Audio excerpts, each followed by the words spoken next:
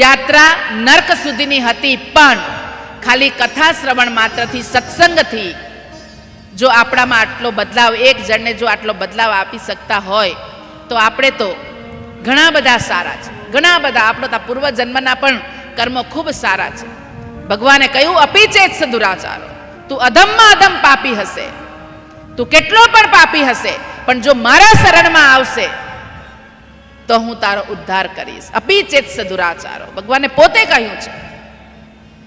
પણ ભગવાનના શરણમાં જવાનું, પછી પણ એમ નહીં, એમાં એ પાછી ઉસ્તાદી નહીં કે હવે એમની તેમ એકવાર સાંભળવાથી તો હવે પહેલા કરી જ લઉં ની હરખું, પછી છેલ્લે ભગવાન તો ભોળો છે તો છેલ્લે એના શરણમાં જતા રહેશું, એમ નહીં. એમ કહ્યું છે એકની એક ભૂલ વારંવાર ન થવી જોઈએ. એટલે આપણે એવું નહીં સમજતા કે હવે આ એક પાપ કરી લીધું તો આપણે વારંવાર કરી લઈએ. જ્યાંથી જાગ્યા ત્યાંથી સવાર.